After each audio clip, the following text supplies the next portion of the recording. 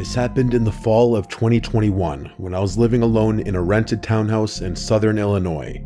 It was my first time ever living by myself, and even though I was technically an adult, 27, with a full-time job and a stable routine, I still had a lot of nerves about the idea. I'd just gone through a rough breakup, and I thought the silence and solitude might help me process everything.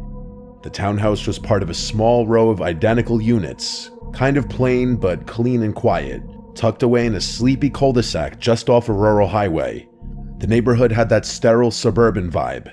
Lots of beige vinyl siding, trimmed hedges, wind chimes, and mailboxes with family names stenciled on them. Mostly older folk, but a few young families. I didn't know any of my neighbors well, but I liked it that way. I kept to myself. But almost right away, I noticed one person who stood out from the rest. He lived 3 doors down.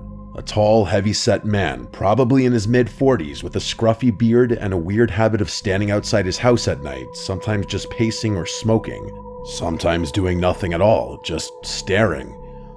I'd pull into my driveway after work around 9 or 10 p.m., and there he'd be, leaning against his porch rail or just standing at the edge of his driveway facing the street. He never waved, never smiled. He just stared. Even if I looked directly at him, I tried to ignore it. A couple of times I mentioned it to friends or my mom, and they said maybe he was just a night owl or had insomnia, but there was something unsettling about him, like he was always watching but never participating. It wasn't just that he was there, it was the stillness. He didn't fidget or check his phone or shift his weight. He just stood there like a statue. I told myself not to be paranoid, but the more time passed, the more that gnawing feeling in my gut grew. Then the noises started. It was around mid-September when I first heard it. I had just gotten home from work after a long shift. I worked late hours managing inventory at a distribution center, and I usually got in around 10:30 p.m., exhausted, grabbing a bite to eat, and crashing. That night, I fell asleep around midnight. At exactly 2:37 a.m., I woke up to a sound I can only describe as metal scraping against wood. At first, I thought I had dreamed it, but then I heard it again. A long, slow creaking noise, like an old gate opening. My bedroom was on the first floor, at the back of the unit, and I had a sliding glass door with vertical blinds that led to a small, fenced-in backyard. I sat up in bed, heart racing, and listened. There was a pause, then I heard footsteps, soft, crunching sounds, like someone walking slowly across gravel. My entire backyard was lined with decorative rock instead of grass, so you could hear every footstep clearly. These weren't animal sounds. I grabbed my phone and crept out of bed. I didn't have a weapon, just a dull kitchen knife I kept in my nightstand, just in case, which at the time felt kind of ridiculous. I crouched by the edge of the window and peeked through the blinds. I couldn't see anything. The motion light wasn't on, which meant either they were out of range or had come in a different way. I dialed 911. The dispatcher was calm, asked for my address, and told me officers were en route. I stayed crouched in the dark, barely breathing. About 10 minutes later, red and blue lights flickered through my front window. I got up, opened the door, and met the 2 officers outside. I explained everything, what I heard, what time it started. One of them walked around the back while the other stayed with me and asked a few questions. The officer in the yard came back and said the gate was closed and there were no signs of tampering, but said he'd write up a report just in case. They didn't see anyone. No footprints or damage. Basically no crime. One of them actually said, probably just a raccoon, and gave me a look that clearly said, "You're wasting our time." I didn't argue. They left after about 10 minutes. I didn't sleep the rest of that night. The next morning, I went outside to check the backyard myself. That's when I noticed something strange. There was a flat stone about the size of a paperback book, wedged under the bottom edge of the wooden fence gate. I hadn't noticed it before. The gate had a heavy spring that made it swing closed automatically, but the stone looked like it had been placed there specifically to stop it from closing all the way. It was subtle, like something someone would do if they wanted to come back later and slip in without making noise. I picked up the rock and tossed it across the yard. I called the police again and told them what I'd found. They told me they'd note it in the report, but again said there wasn't much they could do. I asked if they could talk to any of the neighbors or check for cameras. They said no, unless a crime was committed, they couldn't investigate. I felt like I was losing my mind. 2 nights later, it escalated. At exactly 2:14 a.m., I woke up again, this time to the sound of my back door handle turning. The handle rattled gently at first, like someone testing it, then a harder jiggle, like someone trying to open it. I sat up in bed, heart hammering. I couldn't see anything through the blinds, but I could feel someone standing on the other side. My mouth went dry. I picked up my phone with shaking hands and called the police again. While I waited, I crouched in the hallway, out of view. I didn't have a gun or dog, just that stupid kitchen knife. My motion light clicked on, and through a tiny gap in the blinds, I saw a shadow move across the window. It was a man. He didn't run or try to hide. He just stood there. The same 2 officers showed up again. This time, they actually found footprints in the gravel, big ones, heading right up to the door. But again, they said since no entry had been made, there wasn't enough to go on. They promised to patrol the area more often and told me to keep my doors locked. The next day, I installed a camera. It was one of those mid-range Wi-Fi security cams. I set one up above the back door and another above the front porch. That night, I didn't go to bed. I sat in the living room with the lights off, watching the live feed on my phone. 2:14 a.m. came and went. Nothing happened. Then, at 2:23, the back camera triggered. A man stepped into frame. He walked in through the gate like he knew exactly how to move to avoid the motion sensor until the last second. He was tall and broad, wearing a black hoodie with the hood up, jeans, and gloves. He walked up to the door, looked up directly at the camera, and smiled. A slow, stretched out grin. Then he backed up, still staring, and disappeared into the dark. I called the police again, and they came back, watched the clip, and admitted that yes, it was unsettling. But since he didn't break in, didn't damage property, and didn't appear to be armed, there was still allegedly nothing they could do. They wouldn't even ask the guy down the street to check his doorbell cam. I begged them. They said their hands were tied. That night, I packed a bag and slept at a hotel. When I came back the next day, I found 4 muddy handprints on the glass door. 2 high up and 2 low, like someone had crouched down and just rested their hands there for a while, staring in. I moved out a week later. I broke my lease and forfeited my deposit. I didn't care. I couldn't stay there another night. The final straw was the note I found wedged in my mailbox the day I left. It was handwritten in small cramped letters on lined notebook paper. It said, "The cops leave, but I don't." I filed one last report. The officer I spoke to that time looked genuinely disturbed by the note. He promised they'd do a wellness check on the neighborhood, but it was too late. I never went back. About a month later, I got a message on Facebook from a girl named Kayla. She said she was the new tenant who had moved into the unit after me. Her message said, "Hi, sorry to bother you. I think you used to live here. Did you ever have someone in a black hoodie hanging around the backyard? I keep hearing footsteps at night, and last night, someone knocked on the glass door around 2 a.m. and just stood there." I didn't reply. I didn't want to know what happened next.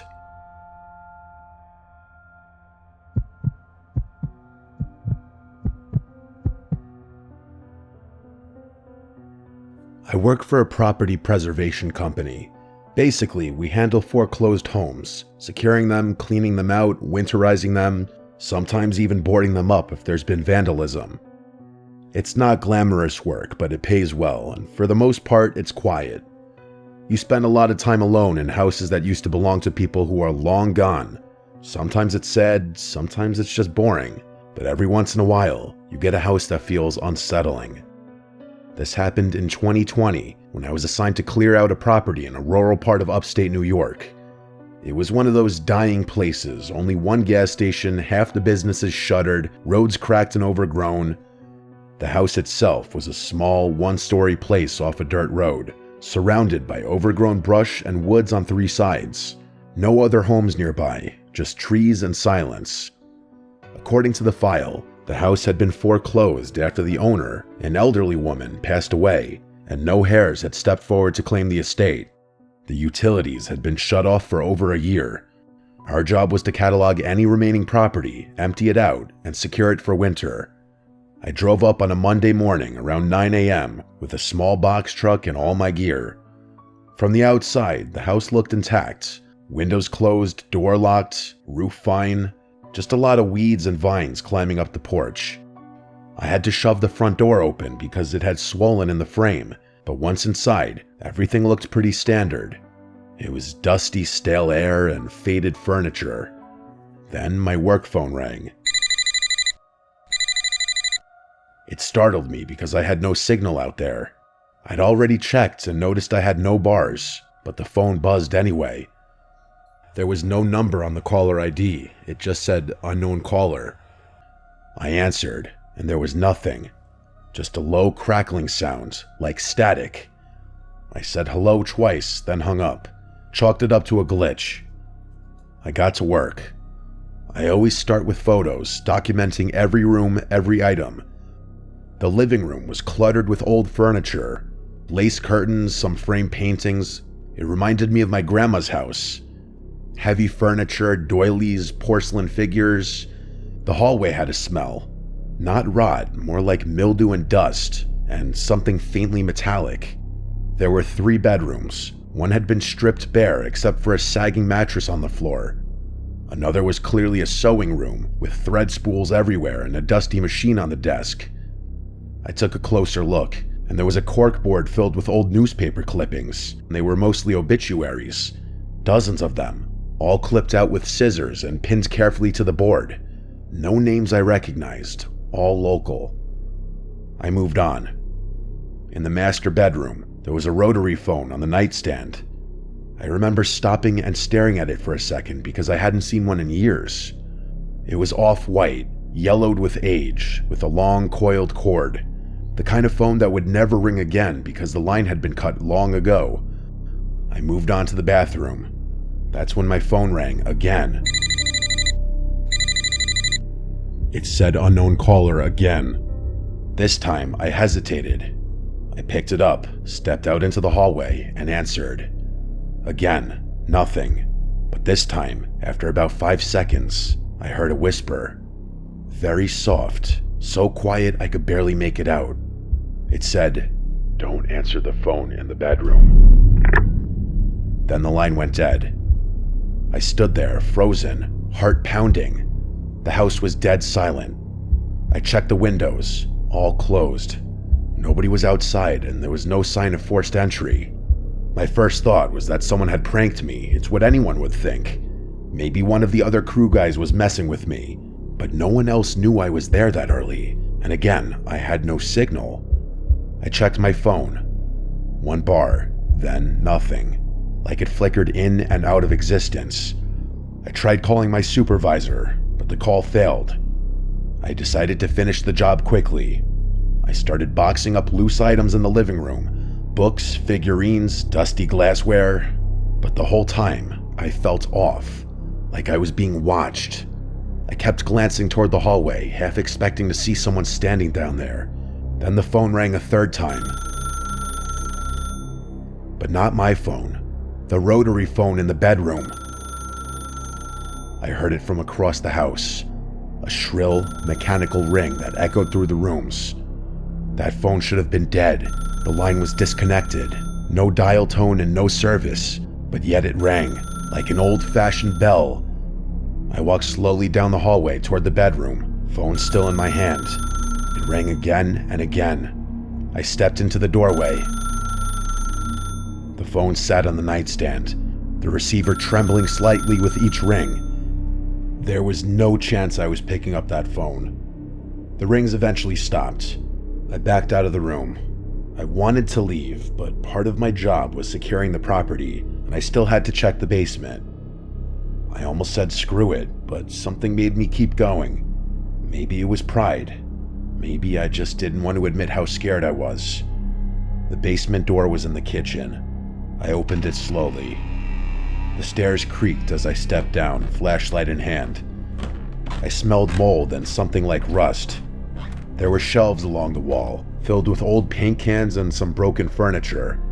In the back corner, there was a small table. On it, a cordless phone, a newer model. It was gray plastic and covered in dust, and next to it, a stack of yellowed notebooks. I picked one up and flipped through it. Each page had a name and a date and a short sentence. Lena H., July 3rd, 2019, rang once, didn't answer. Carl M., September 12th, 2019, picked up, warned him. It was more like this, dozens of entries. I dropped the notebook, and my heart felt like it completely dropped out of my body as I looked around the basement, fearing I wasn't alone down there and that someone was watching me from any corner in the darkness. I rushed back up the stairs, looking behind me the whole time, heart in my throat. I didn't finish the job. I drove straight back to the office and turned in my report. I didn't tell them everything. I just said the property was unsafe and possibly had squatters or interference. They reassigned the job to another crew. 2 days later, I got a text from one of the other guys, Mark. He'd gone out there that morning to finish the job. I hadn't told him specifically what happened.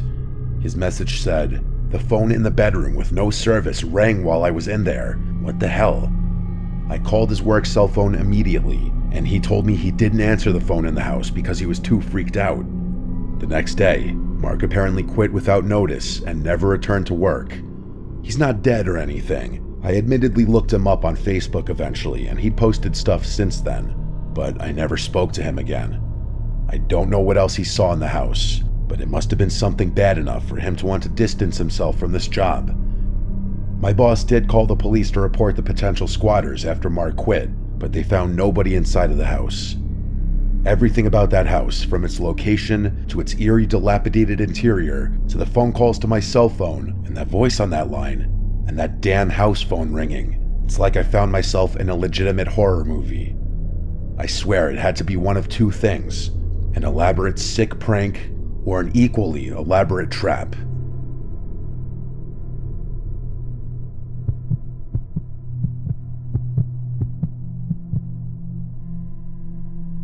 This happened in 2019.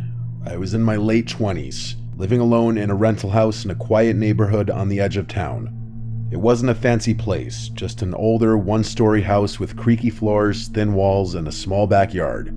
But it was cheap, and it came with a basement, which I used to store extra furniture and tools and stuff. I moved in that spring, and for the first few months, nothing strange happened. The house had its quirks. Some pipes rattled when you turn on the shower, and there was this one kitchen cabinet that always swung open on its own, but nothing unusual for a place that old. The only part I didn't like was the basement. The door was in the hallway next to the bathroom. It was heavy and stuck a little when you opened it, and the light switch for the basement was actually halfway down the stairs, which meant you had to walk down a few steps in total darkness before you could reach it. The first time I went down there, I honestly felt weird.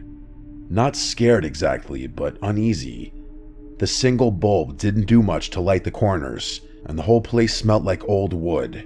But I didn't have any reason to be down there for long, so I stored my things, shut the door, and didn't think much of it. That changed around late October. I had just gotten home from work. I'm a night shift security guard, so I usually get home around 3 a.m., and I was heading to the bathroom before bed when I heard something. It sounded like a faint knock. 3 soft taps. It came from behind the basement door. I froze in place. At first, I thought maybe I imagined it. Maybe it was the pipes or the house settling. But as I stood there, holding my breath, I heard it again. 3 distinct knocks. I backed up a few steps and stared at the door, and then I waited. There was just silence now.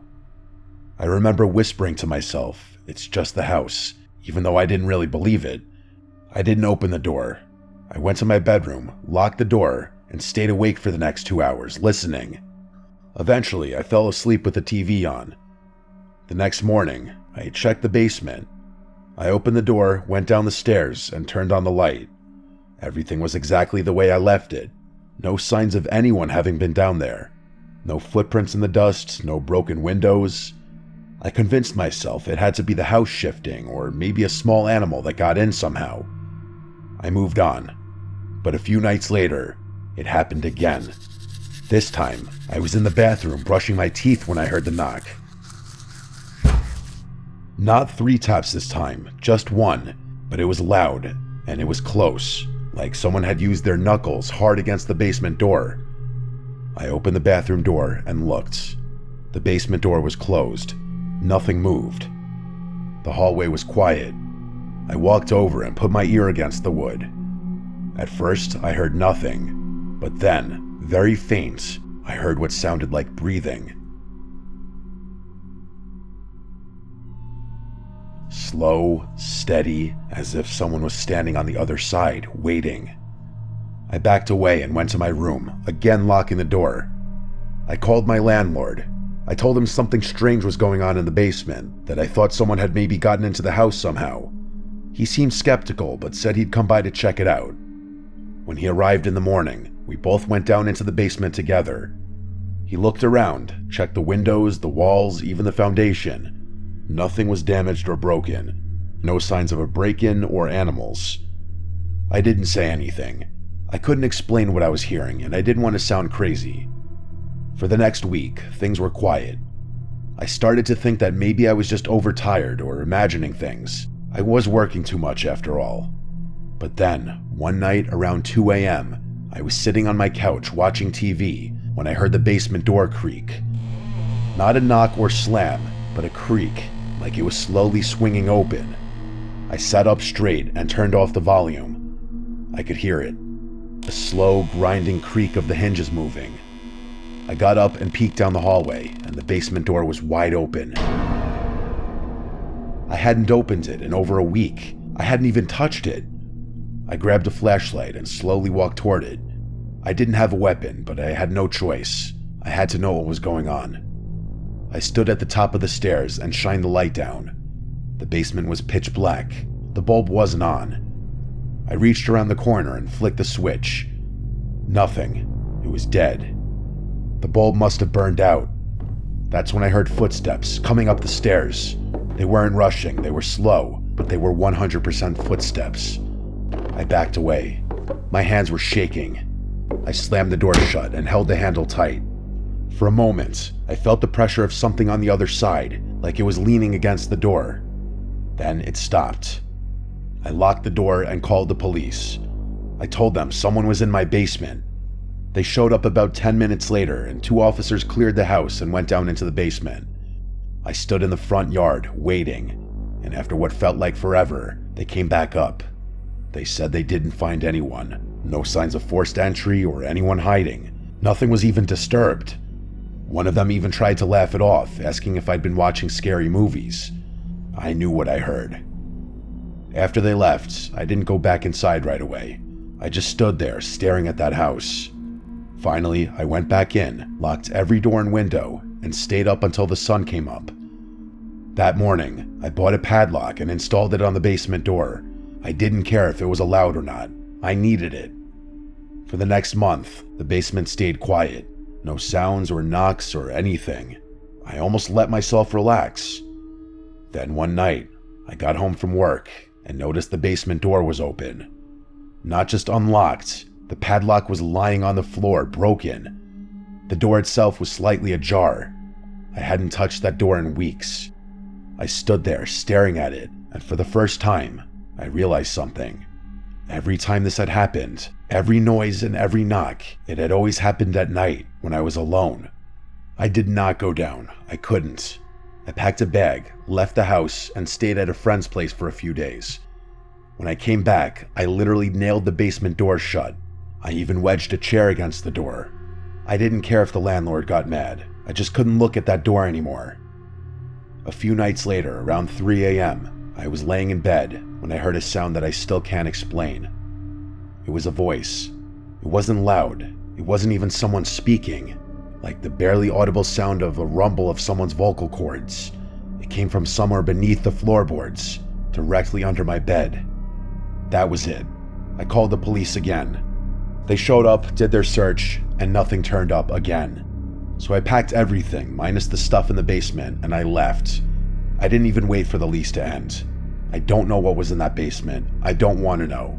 All I can say is that sometimes when I lie awake at night in my new apartment, I think about all this, and I wonder if I'd waited just a little longer, what would have come up those steps.